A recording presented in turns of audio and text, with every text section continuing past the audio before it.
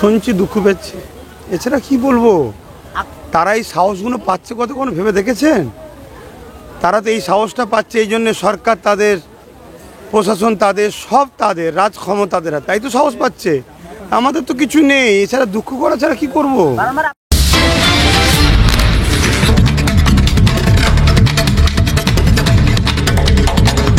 রাজ ক্ষমতা না হলে রাস্তায় নেবে কি করবে? আইনকে হাতে তুলে নেবে? এটা কি ঠিক? একজন দায়িত্বশীল নাগরিক হিসেবে কাউকে আইন হাতে তুলে দিতে বলতে পারি না। আমি একটাই ইঙ্গিত দিয়েছি, আগে রাজশক্তি তৈরি করুন, আইনকে আইনের রাস্তায় চলতে দেন, প্রশাসনিক ক্ষমতা হাতে নেন, প্রশাসনের দ্বারা এই অসমাজ বিরোধী মানুষগুলোর বিচার করুন। এর জন্য যুব সমাজকে বলবো আপনারা চেষ্টা করুন। ব্যর্থ তো অনেক আগেই হয়েছে, কিন্তু কথা হচ্ছে মুসলমান নিজের দোষে মার খাচ্ছে কেন? সামান্য ভাতা বা ভাড়া নিয়ে মুসলমান রাজ্য সরকারের কাছে বিক্রি, বড় একটা অংশ, সবাই বলবো না, এর জন্য আজকে এই দুর্দশা হচ্ছে ভাই। এছাড়া আমার কিছু বলার নেই। রাজনীতি করছি তো, আমি রাজনীতি করি তো, আমি আইএসএফ করি। জাতিকা দেশের সংবিধানকে বাঁচাবার জন্য, মানুষের অধিকারের জন্য কথা বলা, এটা আমার ধর্মীয় কালচার, এটা আমার ধর্ম শিখিয়েছে। আমি একজন পীর সাহেব বা পীরজাদা যে ভাষায় আপনি ডাকেন, ওটা আমার ধর্ম আমায় শিখিয়েছে। মানুষের অধিকার, মানুষ গরিব মানুষ, মজলুম মানুষের পাশে দাঁড়াও, দেশকে ভালোবাসো, দেশের সার্বভৌমত্ব নিরাপদে রাখো, এর জন্য তুমি কাজ করো। এটা আমার ধর্মীয় কাজ, আমি করছি তো। সেটা সময়ের কথা, সেটা তো দেখো, আমি তো এখনও বলছি তো, গরিবের হয়ে লড়াই করা, গরিবের হয়ে কাজ করা, গরিবের হয়ে করা, এটা আমার ধর্মীয় কাজ, আমি করে যেতে হবে, সবসময় করে যেতে হবে। আমি এতটুকু বুঝি, ইমানদারকে কখনো বুলডোজার কেন পারমাণবিক শক্তিতেও রুকা যায় না। অতএব সেই জায়গায় যারা চেষ্টা করছে জালিমদের হাতকে শক্ত করার, তারাই একদিন ধ্বংস হবে। মজলুমদের যুগে যুগে বিজয় হয়েছে, ইনশাল্লাহ আগামী দিন আমাদেরই বিজয় হবে। ভালো থাকেন, সুস্থ থাকেন।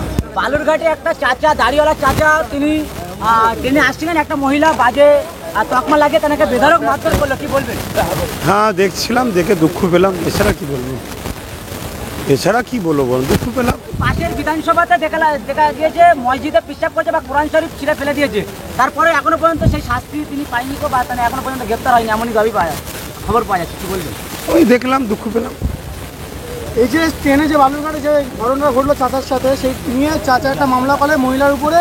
সেখান থেকে বিজেপি নেতা বলছেন যে মহিলার উপর যদি অ্যারেস্ট করা হয় তাহলে আগুন জ্বালিয়ে দেবো পশ্চিমবাংলায়, কি বলবেন? শুনছি, দুঃখ পেয়েছি, এছাড়া কি বলবো। তারা এই সাহসগুলো পাচ্ছে কতক্ষণ ভেবে দেখেছেন? তারা তো এই সাহসটা পাচ্ছে এই জন্যে সরকার তাদের, প্রশাসন তাদের, সব তাদের, রাজ ক্ষমতাদের হাতে, তাই তো সাহস পাচ্ছে। আমাদের তো কিছু নেই, এছাড়া দুঃখ করা ছাড়া কি করবো। আপনাকে মুখ খুলতে দেখা যাবে, আপনার হোমকারে যুবকরা কিন্তু রাস্তায় নামে, আপনি কি করবো? রাস্তায় নেবে 26-এ কি আপনার দেখা যাবে? রাজ ক্ষমতা না হলে রাস্তায় নেবে কি করবে? আইনকে হাতে তুলে নেবে? এটা কি ঠিক? একজন দায়িত্বশীল নাগরিক হিসেবে কাউকে আইন হাতে তুলে দিতে বলতে পারি না।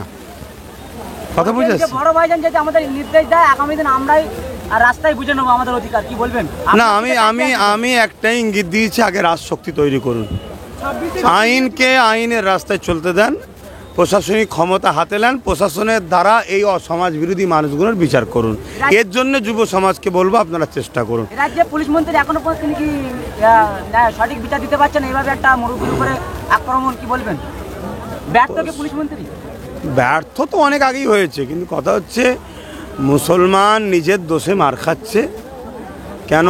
সামান্য ভাতা বা ভাড়া নিয়ে মুসলমান রাজ্য সরকারের কাছে বিক্রি, বড় একটা অংশ, সবাই বলবো না, এর জন্য আজকে এই দুর্দশা হচ্ছে ভাই। এছাড়া আমার কিছু বলার নেই। আগামী দিনে এই প্রতিবাদের কারণে বা শক্ত একেবারে জমিন শক্ত করার জন্য বা অধিকার ছিনিয়ে নেওয়ার জন্য রাজনীতির ময়দানে কি আপনাকে দেখা যাবে? আপনি তো একেবারে রাজনীতি করছি তো, আমি রাজনীতি করি তো, আমি আইএসএফ করি। আইএসএফের ব্যানারে 26 বিধানসভা কি ময়দানে মানুষের অধিকারের জন্য, জাতিকা দেশের সংবিধানকে বাঁচাবার জন্য, মানুষের অধিকারের জন্য কথা বলা, এটা আমার ধর্মীয় কালচার, এটা আমার ধর্ম শিখিয়েছে।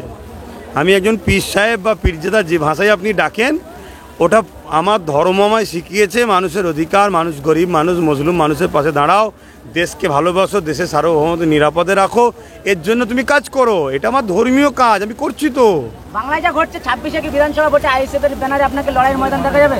সেটা সময়ের কথা, সেটা তো দেখো, আমি তো এখনও বলছি তো, গরিবের হয়ে লড়াই করা, গরিবের হয়ে কাজ করা, গরিবের হয়ে করা, এটা আমার ধর্মীয় কাজ, আমি করে যেতে হবে, সবসময় করে যেতে হবে। আপনার সংগঠন করার জন্য এই ক্যানিং বিধানসভাতে একাধিক এলাকাতে আপনার কথা মতন একেবারে প্রতিবাদ করার জন্য বুলডোজার দিয়ে ঘর বাড়ি ভাঙচুর করেছিল, সেই এলাকাতে এত মানুষের ঢল, আবার আগামী দিন কি পদক্ষেপ নিচ্ছেন? দেখুন, আমি এতটুকু বুঝি, ইমানদারকে কখনো বুলডোজার কেন পারমাণবিক শক্তিতেও রুকা যায় না। রমজান মাসে আবার আসলেন, অতএব সেই জায়গায় যারা চেষ্টা করছে জালিমদের হাতকে শক্ত করার, তারাই একদিন ধ্বংস হবে। মজলুমদের যুগে যুগে বিজয় হয়েছে, ইনশাল্লাহ আগামী দিন আমাদেরই বিজয় হবে। ভালো থাকেন, সুস্থ থাকেন, যেতে দেন। হ্যাঁ,